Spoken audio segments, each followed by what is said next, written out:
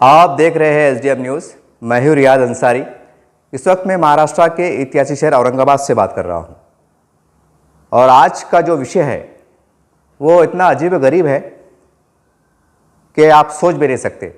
आपने मीडिया के माध्यम से टीवी समाचार में या समाचार पत्रों में देखा है कि त्र्यंबकेश्वर मंदिर का विवाद सामने आया है। उसके बावजूद कहा जा रहा है, जैसा हमने टीवी के जो समाचार प्रसारित से हमने देखा है कि उसके करीब में बगल में एक दरगाह है और वो काफ़ी सालों साल पुरानी दरगाह है। वो दरगाह से एक संदल निकलता है और वहाँ की परंपरा है कि करीब में जो एक बहुत बड़ा मंदिर है, एक बहुत बड़ा पवित्र मंदिर है जो माना जाता है, वहाँ पर वो जाते हैं, आस्था से देखते हैं और हम जैसा कह सकते हैं एक समझने के एतबार से कि जैसा हम एक कुलोबान जलाते हैं, एक के भाई खुशबू हो और एक भावना रहती है। तो ऐसे ही कुछ मामला हुआ देखने में आया और जैसा काफ़ी लीडरों के बयानात भी आए कि ये 100 साल पुरानी है और वो कहाँ तक सही है कहाँ तक गलत है वो तो जांच का विषय है, लेकिन जो हमने समाचार पत्रों में पढ़ा है, जिस तरह के बयानात आए हैं, मैं उसके आधार पर कह रहा हूँ। खैर इस विषय में मुझे जानना नहीं है कि ये विषय बहुत सेंसिटिव है और बहुत मुद्दा अलग है, लेकिन मैं तमाम देश के वो तमाम ऐसे लोग, ऐसे हिंदू संगठन चंद और ऐसे चंद हिंदुत्ववादी लोग जो हिंदुत्व की बात करते हैं, जो देश के कहीं ना कहीं 25 करोड़ मुसलमानों को ये कहते हैं कि घर वापसी करो, यानी कि खुले तौर पर इसका मतलब ये निकलता है कि आप कि पूर्वजों ने जो इस्लाम धर्म को स्वीकारा था वो छोड़ के आप वापस घर वापसी करो। ऐसे कई घटनाएं भी घटी हैं, बहुत सी बातें हुई हैं। तो जब ये मैंने मंदिर का जो विषय देखा और जो चर्चा हुई तो उसके बाद मुझे बड़ा दुख हुआ। सवाल ये है कि मैं आज मुसलमान हूँ, मेरा नाम मोहम्मद रियाजुर रहमान अंसारी, मेरा पूरा नाम, मेरे वालिद का नाम यानी पिता का नाम मोहम्मद अब्दुल रहमान अंसारी है। इस तरह हम पीछे चले जाते हैं, जिसको हम उर्दू भाषा में शिजरा कहते हैं, अगर हिंदी मराठी भाषा में देखा इसको वंशवाड़ कहते हैं, यानी कि तुम्हारे पूर्वज कौन थे। इसी तरह से हम अगर पीछे चले जाते हैं, पीछे पीछे पीछे 100 साल 150 साल 200 साल, तो आपको बड़ा आश्चर्य होगा, और आश्चर्य भी नहीं बल्कि सत्य है कि मेरे पूर्वज जो 200-300 साल पुराने हैं वो न कहीं बिछड़ी जाति से संबंध रखते थे।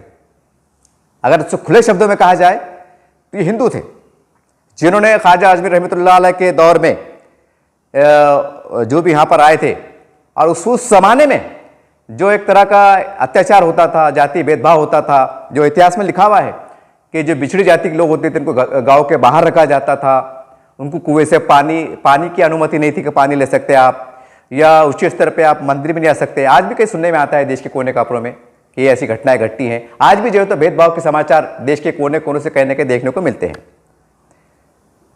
तो जब ये घटना घटी मंदिर के बाहर, जैसा आप समाचार पत्रों में पूरा पढ़ा है आपने ब्यौरा पूरा विस्तार से, तो मुझे यह लगा कि मेरे पूर्वज जो कभी न कभी 150-200 साल पहले एक बिछड़ी जाति के हुआ करते थे या हिंदू हुआ करते थे, तो उन्होंने उस जमाने में इस्लाम धर्म को स्वीकारा और आज हम उनकी आल है, आज हम उन्हीं का वंश है।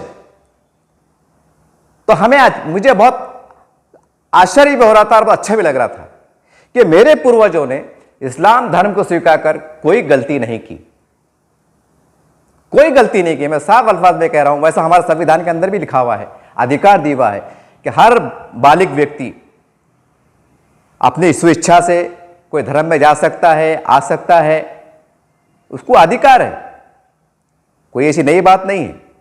जब तो हमारा देश आजाद भी नहीं हुआ था उस वक्त हमारे पूर्वजों ने इस्लाम धर्म को स्वीकार करे थे। क्योंकि आज जो घटना घटी, अब देखिए मैं बड़ी क्षमा के साथ कह रहा हूं, एक पुरानी परंपरा है, दरगाह का संदल निकलता है और बड़ी आस्था के साथ जो वहाँ के मुसलमान है, जो मुतवल्ली है, जो भी है जिसे कहा जाता है, वो मंदिर के सामने से जाते हैं, उसको बहुत अच्छे एक उनका सम्मान करते हुए जाते हैं। और जैसा वहाँ के लोगों ने कहा, हमें तो पता नहीं, लेकिन समाचार पत्रों में आया है और कई लीडरों के बयानात भी आए कि 100 साल पुरानी परंपरा है। खैर वो जांच का विषय जरूर है। तो ये हमारी कितनी धार्मिक एकता है। अगर एक हम दूसरे स्वरूप में देखें तो कहीं ना कहीं हम कह सकते हैं कि हिंदू मुस्लिम एकता की ये बात हुई है। इससे हमारा देश मजबूत होता है, हमारी हिंदू मुस्लिम एकता मजबूत होती है। जो हम गंगा जमुना तहजीब की बात करते हैं, ये उसका एक परिणाम हम देख सकते हैं। लेकिन जैसे सुनने में आया कि वो दरगाह में मंदिर में घुसने का प्रयास कर रहे थे, चादर चढ़ाने का प्रयास कर रहे थे, उसके ऊपर तो हम ज़्यादा कहना नहीं चाहते क्योंकि जांच का विषय है। ऐसी अफवाह भी फैली है, जो भी समाचार फैले वो एक अलग विषय है।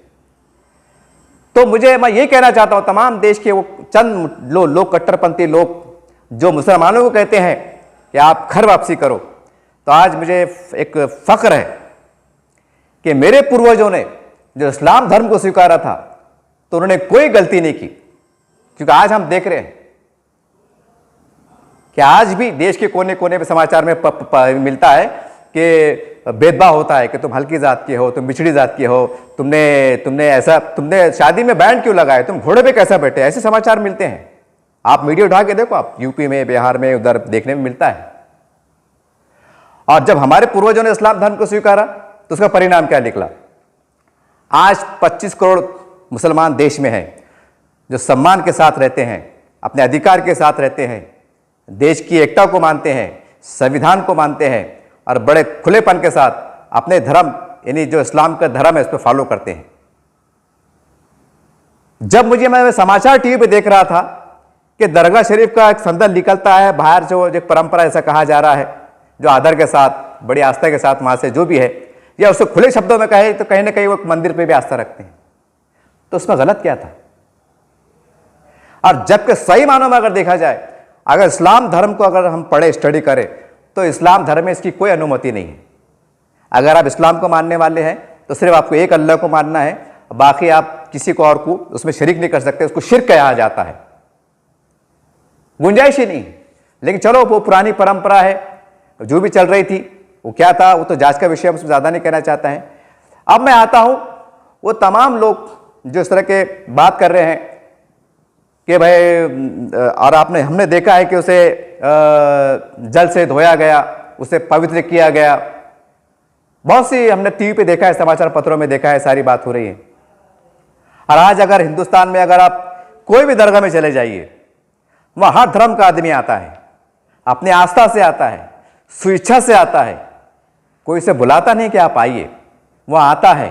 हिंदू क्या, सिख क्या, ईसाई क्या, हर धर्म क्या, हर बिछड़ा से बिछड़ी जाति के लोग आते हैं, वहाँ पर आते हैं, टीका लगा हुआ रहता है, बिल्कुल अपने आप को क्लियर करते हैं कि हम हिंदू धर्म से हैं, जो भी धर्म से आते हैं, चादर लाते हैं, अगरबत्ती लाते हैं, शिरनी लाते हैं, फूल लाते हैं, दरगाह के सामने खड़े रहते हैं, वहाँ अपनी उनके जो आस्था के अनुसार जैसा उनको ठीक लगता है वो वहाँ पर इसको पैर छूते हैं, चादर को छूते हैं, वहाँ माथा टेकते हैं अपनी अपनी इच्छा के अनुसार।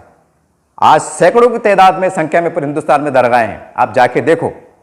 मगर कभी ऐसा सुनने में नहीं आया कि कोई अन्य धर्म का आदमी कोई दरगाह में आया, अजमेर शरीफ की दरगाह में आया, निजामुद्दीन औलिया की दरगाह में आया, हाजी अली में आया, या सैलानी बाबा की दरगाह में आया, तो दरगाह की कमेटी ने या मुतवल्ली ने यह सोच के दरगाह को पवित्र किया है कि यहाँ पर अन्य धर्म के लोग आ गए थे, यह इसको साफ किया।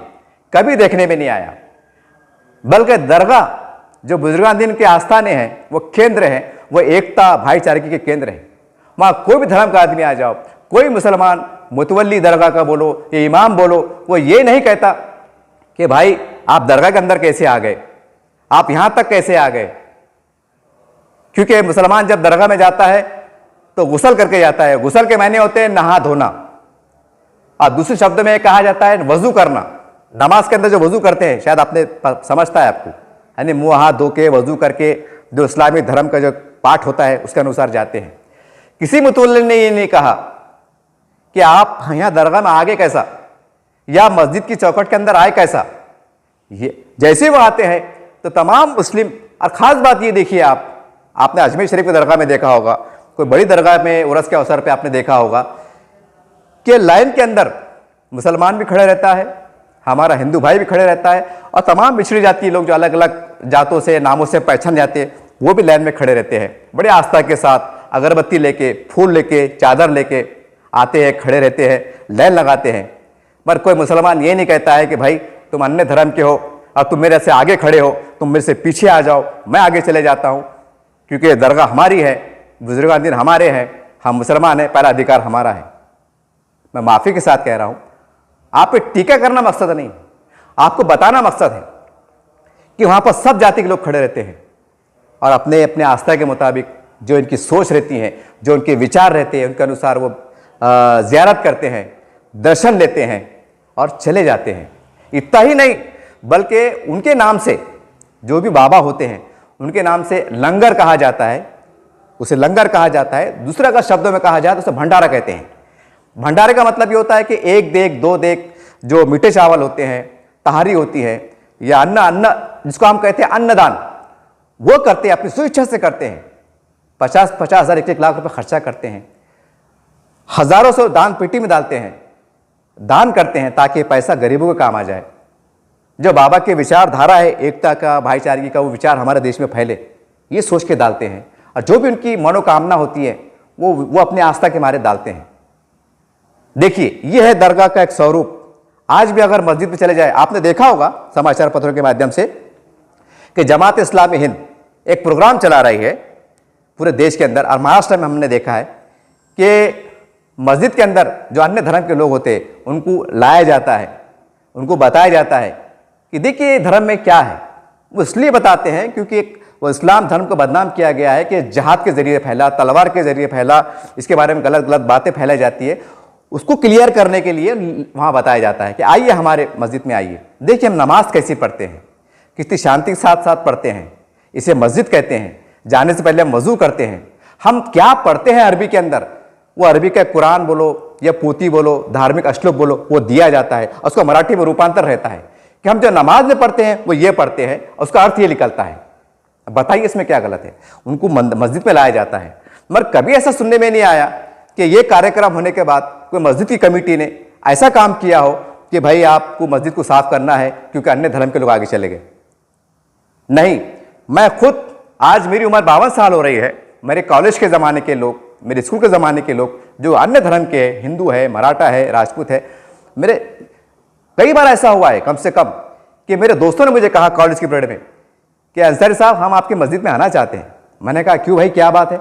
नहीं, आप नमाज कैसी पढ़ते हैं बोले, और क्या पढ़ते हम देखना चाहते हैं, क्या हमको वहां आने की अनुमति है? तो मैंने क्यों नहीं है, मस्जिद के लिए, मस्जिद सबके लिए खुला है और मस्जिद अल्लाह का घर है, ये मुसलमानों का घर नहीं है। मैं एक बात तमाम देशवासियों को क्लियर कर दूं जो अन्य धर्म समाज के लोग हैं कि मस्जिद ये अल्लाह का घर है, अल्लाह के घर के ऊपर किसी मुसलमान का कब्जा नहीं है। तमाम धर्म समाज के लोग अगर उनका मन चाहता है, कोई जैसा दरगाह में जाते हैं, अगर आ सकते हैं तो आपको कोई रोकेगा नहीं, क्योंकि वो ईश्वर का, जिसे हम अल्लाह कहते हैं, उसका घर है। और कुरान जैसा हम संविधान को मानते हैं, संविधान पूरे देश के लिए है, चाहे हिंदू हो, मुसलमान हो, सिख हो, ईसाई हो, जो भी हो, उसी प्रकार से ये कुरान भी जो है, जो उसमें लिखा हुआ है उसके अनुसार ये तमाम दुनिया में जितने लोग हैं एक तरह का संविधान है। और संविधान भी कैसा है कि जबरदस्ती का नहीं है कि आपको मानना ही है, नहीं, ये आपको दिया जा रहा है, आप पढ़िए, आप समझिए। अगर आपका मन कहता है, आपकी इच्छा कहती है तो समझिए, नहीं तो आपको कोई जबरदस्ती नहीं है। और हर इंसान को, इस्लाम धर्म में यह भी लिखा हुआ है कि अन्य धर्म के धर्म स्थलों का सम्मान करो, आप उनका सम्मान करो, उनके जो धर्म गुरु रहते हैं उनका सम्मान करो, उनके रिस्पेक्ट करो, उनकी इज्जत करो, ये लिखा हुआ है। मैं एक ही उदाहरण दूंगा, जब हजरत मोहम्मद साहब सल्लल्लाहु अलैहि वसल्लम जब अपने जीवित थे, यानी जब उनके कार्यकाल में यहूदी, जो आज हम कह सकते हैं मोटे शब्दों में कि जो इस्लाम दुश्मन माने जाते थे, उनके सरदार, यानी कि हम कह सकते हैं आज की भाषा में कि उनके अध्यक्ष या उनके आमदार या उनके खासदार या जो भी उनके गांव के जो रहते हैं, वो मुखिया, वो जब मदीने में आते थे तो हजरत मोहम्मद साहब सल्लल्लाहु अलैहि वसल्लम उठ के खड़े हो जाया करते थे, उनको वेलकम करते थे, बिठाते थे, चर्चाएं होती थी। ये हकीकत है, ये किताबों में लिखा हुआ है। ये ऐसा नहीं कि मौली मुल्ला ने लिख दिया या ऐसे किन्हीं लिख दिया और बाद में छूट गया, नहीं। सन के साथ कितने हिजरी का वाकया है, कब का है, क्या है, दिन कौन सा था, समय कौन सा था, पूरा डिटेल में है। और पूरी दुनिया में आप कहीं भी चले जाओ, वही शब्द, वही वाक्य आपको मिलेगा, कई कम ज्यादा आपको देखने को नहीं मिलेगा। ये इस्लाम धर्म में सिखाया गया है। और आप देखिए कि जब हमारे पूर्वजों ने जब इस्लाम धर्म को स्वीकारा तो आज हमारे साथ हम देखते हैं कि कोई भेदभाव नहीं होता है कि तू गरीब है, तू अमीर है, तू सैयद है, तू शेख है, तू फ़कीर है, तू चमार है, तू धोबी है, तू हजाम है। नहीं, अगर मैं मुसलमान भंगी हूं, अगर मैं नहा धो के पवित्र होकर मस्जिद में जाता हूं और पहली लाइन में खड़े रहता हूं और मेरे बाजू अगर कोई आमदार है, मुसलमान खासदार है या कोई बहुत बड़ा देश का नेता है, तो उसकी कहने की हिम्मत नहीं है कि तू तो मुसलमान भंगी है, तू बाहर हटिया, तू पहली लाइन में आया कैसा। इतना सम्मान हमें मिल रहा है। यह भंगी का शब्द मैं इसलिए इस्तेमाल कर रहा हूं क्योंकि हमारे जो पूर्वज हुआ करते थे, हमने इतिहास में पढ़ा है कि उनसे यही काम लिया जाता था कि आपको गंदगी साफ करना है, नाली साफ करना है, जो भी करना है, यह हमने इतिहास से पढ़ा है। तो हम कह सकते हैं कि हमारे पूर्वज का कहने का इतिहास वहां से जाके मिलता है। और आज देखिए, आज अगर मैं हज को जाऊं, मक्का मदीना जाऊं, तो सऊदी अरब का जो राजा होता है, आप समझ जाइए सऊदी अरब के देश की अपनी पोजीशन क्या है पूरी दुनिया में, कितना मालदार मुल्क है। तो वहां का राजा, जिस मक्का में हम जाते हैं, तो वहां का राजा जब हज से पहले क्या करता है, एक झाड़ू मारता है। आपने टीवी स्क्रीन पे देखा होगा, अगर आपने नहीं देखा है तो सर्च करके देख लीजिए आप। वहां का राजा झाड़ू मारता है कि जो बाहर देश से जो आने वाले हैं, हिंदुस्तान से भी जो हाजी आने वाले हैं, तो मैं उनकी सेवा करूं। देखिए हमारा स्थान, हमारे पूर्वजों ने धर्म के इस्लाम को स्वीकार करा और किस्मत में अगर हमारा मक्का मदीना जाना लिखा हो रहा तो वहां का राजा हमारे सम्मान में झाड़ू मारता है। हमारे बोले तो मक्का मदीने के सम्मान में करता है कि वो अल्लाह का घर है, लेकिन वो ये भी सोचता है कि जब मैं यहां पर अगर मैं झाड़ू मारूंगा तो कहने के जो हाजी आने वाले हैं, जो पूरी दुनिया से कोने कोने से आते हैं, उसमें मेरा देश, मेरा महान देश भी शामिल है, भारत, वहां से भी लोग आते हैं, तो वो उनका भी सम्मान हो जाता है। और क्या चाहिए, और क्या चाहिए। और आप कहते हैं, मुसलमानों को कहते हैं घर वापसी करो, घर वापसी करो। क्या हमारे पूर्वजों ने नहीं देखा टीपू सुल्तान के दौरे का, उनके कार्यकाल के अंदर, कि हमारी जो माएँ हुआ करती थी 200 साल 150 साल पहले पुरानी, जो हमारे, क्योंकि हम माएँ कहेंगे ना, 200 साल के हमारे माँ हैं, तो हमारे जो माएँ उस टाइम होती, माँ समान जो महिलाएं होती थी, उनके साथ क्या रवैया अख्तियार किया जाता था कि आधे नंगा रखा जाता था, उनके सीने पर कपड़ा डालने का भी अधिकार नहीं था। ये इतिहास में लिखा हुआ है, ये लिखा हुआ है, मैंने पढ़ा हूं, उसके आधार पर कह रहा हूं, आप भी चेक कर सकते हैं, मैं कोई आरोप नहीं लगा रहा हूं। उनको गांव के दूर रखा जाता था। बाद में जब मुसलमान राजाओं के, उनके सेनाओं के, उनका रहन सहन हमारे पूर्वजों ने देखा, जब हमने देखा कि यार ये हमको दस्तरखान पे लेकर बिठा रहे हैं, खाना खिला रहे हैं, हमारे साथ बैठ के पानी पी रहे हैं, कोई भेदभाव नहीं कर रहे हैं, हमारे साथ घोड़े पे बैठ के चल रहे हैं, सवारी बैठ के चल रहे हैं। जब हमारे पूर्वजों ने देखा कि आप कौन लोग हैं, उन्होंने कहा कि हम इस्लाम है, इस्लाम को मानने वाले मुसलमान हैं, हमारे धर्म में कोई ऐसा भेदभाव नहीं है। यही चीज को देखते हुए हमारे पूर्वजों ने इस्लाम धर्म को स्वीकारा। उसके बाद सम्मान ये मिला कि आज हमारी जो नस्लें हैं, 4-5 नस्लें हैं, आज हम देख रहे हैं कि मुस्लिम समाज की जो बेटियां होती है आज बुर्खाधारी होती हैं, अंदर कपड़े होते हैं, उसके ऊपर भी बुर्खा डाला जाता है ताकि सम्मान हो सके, अपनी इज्जत की रक्षा हो सके। ये हमारी नस्लों को तोहफा मिला है। अगर हम 200 साल 300 साल पीछे चले जाए तो हमारे माओ को क्या मिला कि बराबर कपड़े नहीं, पहनने का अधिकार नहीं, गांव से दूर, बाहर, यहां पानी नहीं पी सकते, वहां खड़े नहीं रह सकते। यहां तक कि हमारे पूर्वजों के साथ हुआ है कि उनके पीछे झाड़ू बांध दी जाती थी ताकि उनके पैर के निशान मिट जाए। क्या क्या बताया आपको। अरे ये वो घटनाएं हैं, ये वो बातें हैं जो इतिहास में लिखा हुआ है। ऐसा नहीं कि मैं कह रहा हूं या कोई आरोप लगा रहा हूं, ऐसा नहीं है। मैं आपको झिझोड़ना चाहता हूं कि आप कहते हैं ना कि मुसलमानों वापस आ जाओ, घर वापसी करो, जो भी है, तो ये क्या चल रहा है। आप ही तो कहते हैं कि भाई हिंदू मुसलमान एक है, हमारी एकता में ताकत है, ये हमारे संविधान की ताकत है, हिंदू मुस्लिम सिख से हम सब भाई भाई हैं, सारी बातें हैं। तो फिर ऐसा क्यों। मैं तमाम वो लोगों से, वो मुट्ठी भर लोगों से पूछना चाहता हूं जो घर वापसी की बात करते हैं, जो मुसलमानों कहते हैं कि तुम्हारे पूर्वज हिंदू थे या जो भी थे, बिछड़ी जाति के थे और तुम असल ये है। मैं उनसे पूछना चाहता हूं कि हमारे पूर्वजों ने इस्लाम धर्म को स्वीकारा तो आज हमको कई भेदभाव देखने को मिलता। हमको कोई ये नहीं कहता कि तुम्हारे पूर्वज हिंदू थे, बिछड़ी जाति के थे, तुम्हारे पास ये तुम्हारा वंशवाड़ है, बताओ तुम्हारा वंशवाड़, तो तुम दरगाह में आना, तुम मस्जिद में आना, या तुम हज को जाना, या तुम मक्का मदीने में आ सकते। तुम ऐसा नहीं आ सकते। नहीं, कितना सम्मान हमें मिल रहा है, ये दुनिया देख रही है। और हमारा देश में क्या चल रहा है, मैं पूछना चाहता हूं कि इस तरह की जो घटनाएं जो घट रही हैं, कि इससे हमारा देश आगे बढ़ेगा क्या? जो सूफी संत हमारे बुजुर्गों की तालीमात है, उनके सोच विचार है, क्या उसके माध्यम से हम आगे बढ़ पाएंगे? क्या हम पीछे नहीं जा रहे हैं, जबकि हम चांद को छू रहे हैं? हमारा देश दुनिया की चौथी ताकत माना जाता है, और उस देश में यह घटना कि तुम छोटी जाति की हो, तुम बड़ी जाति की हो, तुम गांव के बाहर रहने वाले हो, तुमने घोड़े पर बैठ के शादी कैसे की है?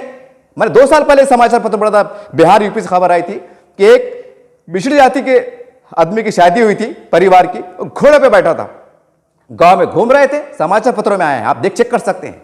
तो कुछ जो बड़ी जाति के लोग अपने आप को कहते हैं, उन्होंने कहा कि तुम तो छोटी जाति की हो, तुम घोड़े पे कैसा बैठे? उसके ऊपर बहुत वाद विवाद हुआ था। 2 साल 2-3 साल पुरानी बात है, आप चेक कर सकते हैं यार, घटनाएं होती रहती है, नई बात नहीं कह रहा हूं मैं फिर कहता हूं मैं आरोप नहीं लगा रहा हूं। बताइए आप फिर आप कहते हैं एकता भावना की बात करते हैं। मैंने कई दरगाहों में देखा हूं, अगर आप वैजापुर में जाके देख लो, 9 गजी बाबा रहमतुल्लाह अलैह की एक दरगाह शरीफ है, वहां वैजा रानी बोल के एक दरगाह है, वैजा रानी, उसका इतिहास पढ़ लो आप जाके। वहां पर हमारी कई अन्य धर्म की जो माताएं हैं, हमारी बहनें हैं, बड़े सम्मान के साथ आती हैं, बड़े विश्वास के साथ आती हैं और कुकू का प्रयोग करती हैं। वहाँ एक मान्यता है, ऐसा कहा जाता है कि वहाँ उस वैजा रानी की दरगाह के चौखट के ऊपर अगर उनके पाइती से या सिराने से अगर कुकू रखा जाए और सिंदूर लगाया जाए तो ऐसा कहा जाता है कि लंबी उम्र हो जाती है, सुहाग की सुरक्षा होती है। क्योंकि मैं वहाँ पर कई बार गया हूँ और मैं तमाम बता दूँ कि मैं वैजापुर के अंदर मैंने कॉलेज पढ़ा हूँ, वहाँ 2-3 साल मेरे को रहने का मुझे अवसर प्राप्त हुआ है, करके मुझे वहां की पूरी जानकारी है, आप भी आप जाके चेक कर सकते हैं। वहां किसी हमारे दरगाह वाले ने नहीं कहा कि भैया यहां पर आप कुकू नहीं ला सकते, ये आप तो अन्य धर्म के हैं, आप वहां तक आ सकते हैं, आप दरगाह के अंदर नहीं आ सकते हैं, ये दूर से रहो, 40 कदम दूर से रहो, 10 कदम दूर से रहो। किसी दरगाह वाले ने नहीं कहा। कोई अगर बीमारी के इलाज मौलवी साहब से अगर दुआ पानी का पानी लेके जाता है तो कई मस्जिदों में आज भी हमने देखा है, मैंने खुद मेरे कई हिंदू दोस्तों को लेकर घर में कुछ रहता बीमार पड़ जाता कि मैं मौलवी साहब से अगर पानी पढ़ के लो तो ऊपर वाला अच्छा कर देगा, गुण दे देगा, मैंने साथ में लेगा हूं और मौलवी साहब ने मस्जिद के अंदर लेगा हूं जहां नमाज पढ़ते हैं वहां लेगा हूं, उनको परिचय कराया कि मेरे दोस्त हैं, इनका नाम ये है, ये धर्म से अलग हैं, ये आपके पास आए हैं, इनका ये प्रॉब्लम है। उन्होंने उनको बिठाया, जो कुरान में पढ़ा जाता है श्लोक उसको पढ़ के दिया और दुआएं दी कि आप अच्छे रहो।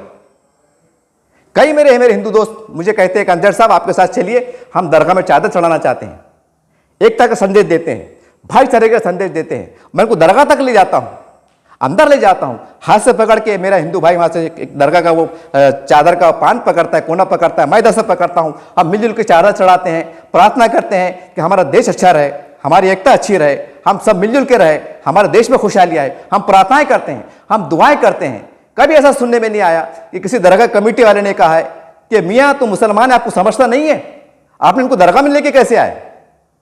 बल्कि आदर किया जाता है। जो भी अन्य धर्म का लोग आता है, आप देख रहे हैं स्क्रीन के ऊपर देख लो, ख्वाजा अजमेर जो बड़ी बड़ी दरगाह है वहां का स्क्रीन टच करके देखो, आप गूगल पे जाके देखो, लाइन लगा खड़े हुए हैं, क्या हिंदू क्या मुसलमान। सबसे हैरत और सबसे अच्छी बात तो यह है कि हमारे देश के नरेंद्र मोदी जी भी जब ख्वाजा अजमेरी का जब उर्स आता है तो बड़े आस्था के साथ सर पे कपड़ा बांधकर, बड़े दुआओं के साथ, मनोकामनाओं के साथ, देश में खुशहाली के साथ उस चादर रवाना करते हैं। क्या आपने वो नहीं देखा? चाहे बीजेपी हो, सेना हो, जो भी अन्य धर्म के लोग हैं, वहां बड़ी बड़ी जो लीडरशिप होती है वो चादरें भेजती है, ख्वाजा अजमेरी के जो रहमत दरगाह शरीफ वहां भेजती है और ये दुआ करते हैं कि दरगाह ले लीजिए बाबा और हमारे देश के लिए कल्याण हो, बस आपसे मनोकामना करते हैं। ये एक मनोकामना के साथ, शुभकामनाओं के साथ चादर चढ़ाते हैं। क्या किसी दरगाह वाले ने, क्या अजमेर के दरगाह के जो मुतवल्ली है, जो कमेटी के जिम्मेदार है, कभी उन्होंने कहा कि नहीं मोदी जी की हम चादर नहीं लेंगे, वो अन्य धर्म के हैं, उनकी चादर, और वो भी अजमेर शरीफ की दरगाह के ऊपर। जरा कल्पना कीजिए आप, दरगाह शरीफ होती है जहां पर बाबा लेटे हुए हैं, सम्मान से लेटे हुए हैं, जब उनको कब्र कह सकते हैं, वहां पर चादर चढ़ाई जा रही है। कल्पना कीजिए कितना बड़ा मन है, कितनी बड़ी सोच है, कितना खुला विचार है, कभी मन में नहीं आता है। यहां तो मोदी जी की ये जो तो चादर है, ये महाराष्ट्र के हमारे मुख्यमंत्री की चादर है, या फला राजस्थान के मुख्यमंत्री की चादर है, वो तो हिंदू है, वो तो जैन है, वो तो मराठा है, या ऐसा कुछ है, जो भी है नहीं कहा जाता है, बल्कि सम्मान से लिया जाता है। और एक मोर का पंख जिसे कहते हैं, वो खबर पे मतलब दरगाह शरीफ में ऐसा लगाते हैं और सर पे मारा जाता है। और ये भावना रहती है कि तुम्हारा कल्याण हो, तुम्हारा कल्याण हो, तुम्हारी सोच अच्छी रहे, तुम्हारी मनोकामना पूरी हो, तुम जो विचारधारा के साथ यहां पर आए तुम्हारा विचार पूरी हो, जो तुम्हारी दुआ है, जो तुम्हारे सोच है, अच्छे विचार है, उसमें तुम्हें कामयाबी मिले, ये विचार से आते हैं। और आज मंदिर के बाहर देखिए, मैं क्षमा चाहता हूं, मैं विवाद में पढ़ना नहीं चाहता हूं, ये सिर्फ मैं वीडियो जो बना रहा हूं ना, मैं इसका एक ही लक्ष्य है, मैं इस देश में हिंदू मुसलमान की एकता देखना चाहता हूं। मैं उसे दर्द के साथ बना रहा हूं और साथ में यह भी दर्द को बता रहा हूं कि हमारे पूर्वजों ने जो इस्लाम धर्म को स्वीकारा था, तो आज मुझे लगता है, क्योंकि मैं भी उनकी हाल हूं, 7वीं 8वीं 10वीं पीढ़ी से मैं आता हूं, तो मुझे आज गर्व महसूस हो रहा है कि मेरे पूर्वजों ने कोई गलती नहीं की थी। क्योंकि आज हमारे साथ, हमारे समाज में कहीं भी भेदभाव नहीं होता है, हम साथ में बैठ के खा लेते हैं, साथ में झूठा पानी पीते हैं, झूठी रोटी खा लेते हैं, दस्तरखान पे बैठते हैं, इतना हमारा एक अटूट हमको एक वो मिलता है। कभी ऐसा देखने में नहीं आया कि भाई तू होटल में काम करने वाला है, तू मिस्त्री काम करने वाला है, तू हल्का काम करने वाला है, तो हमारे साथ बैठ के खा रहा कैसा, कभी ऐसा देखने में नहीं आया। सम्मान से बिठाया जाता है, चाहे मौलवी साहब हो, जो मस्जिद के पुजारी जिसे कहते हैं, इमाम साहब हो, दरगाह के जो मुतवल्ली होते हैं, जो मुतवल्ली वो है, वो कभी नहीं ऐसा करते हैं। जब सर पे टोपी देख लेते हैं तो आते हैं। मैं अगर इमाम साहब के पीछे खड़े नमाज पढ़ूं तो किसी ने, कोई हमको रोकता नहीं है, कोई पूछता नहीं है कि तुम क्या थे, तुम किस टाइप के मुसलमान थे, क्या तुमने धर्म परिवर्तन किया था, क्या तुम वो मुसलमान हो, नहीं कहते हैं, सिर्फ नाम पूछते हैं और हम कहते हैं मुसलमान है, बोलते आइए। तो मैं आपको एक झिझोड़ना चाहता हूं कि बंद कीजिए और हमारी हिंदू मुस्लिम एकता, चाहे दरगाह के बहाने से हो, मंदिर के बहाने से हो, मस्जिद के बहाने से हो, चर्च के बहाने से हो, किसी भी उससे हो, हमारी धार्मिक एकता भी बढ़े, एक दूसरे के तय हमारा विश्वास बढ़े, प्रेम बढ़े, भाईचारगी बढ़े। यही संदेश के तहत मैं वीडियो बना रहा हूं और झिझोड़ भी रहा हूं कि कुछ तो समझिए। 25 करोड़ मुसलमान देश के हैं, 90% कन्वर्टेड मुसलमान हैं, जो पुराने हमारे पीढ़ी के बाप दादा इनके साथ अत्याचार होता था, आप स्टाइल उठा के देखो, इतने पर भी ये घटनाएं घटती हैं। और फिर कहा जाता है देश के 25 करोड़ मुसलमानों को, ए मुसलमानों घर वापसी। क्यों भाई? लेकिन हमें गर्व है, हमें फख्र है कि हम मुसलमान हैं, एक इस्लाम को मानने वाले हैं, एक अल्लाह को मानने वाले हैं, कुरान को मानने वाले हैं। हम खुशनसीब समझते हैं और हमारे पूर्वजों को दुआएं देते हैं कि उन्होंने इस्लाम धर्म को स्वीकारा। नहीं तो आज हमारे साथ भी, जैसा हम समाचार पत्रों पढ़ते हैं, देश की कोने कोने खबरें आती हैं, छूत छात, तुम ये जाति के हो, तुम वो जाति के हो, हम उससे बच गए। हमें ऐसा लगता है व्यक्तिगत तौर से हम बच गए। बहरहाल किसी पे टीका करना, किसको बुरा बोलना मकसद नहीं था। मेरे एक ही मकसद था कि चाहे मंदिर हो, मस्जिद हो, गुरुद्वारा हो, सबका सम्मान हो, सबका आदर हो और जितने हिंदू मुस्लिम सिख ईसाई हम मिलकर रहें, धार्मिक एकता भी अच्छी रहे, सामाजिक एकता भी अच्छी रहे। यही विश्वास के साथ, यही संदेश के साथ आपसे विदा लेता हूं। बोलने में अगर किसी को तकलीफ हो गई हो, मेरा मन किसी दुखा नहीं था, मैं क्षमा चाहता हूं, माफी चाहता हूं, लेकिन इसके अंदर कई संदेश छुपे हुए हैं। अगर अब भी वक्त है उस संदेश को समझ जाइए, हमारा देश बढ़ेगा, हमारा देश मजबूत होगा। जय हिंद, जय महाराष्ट्र।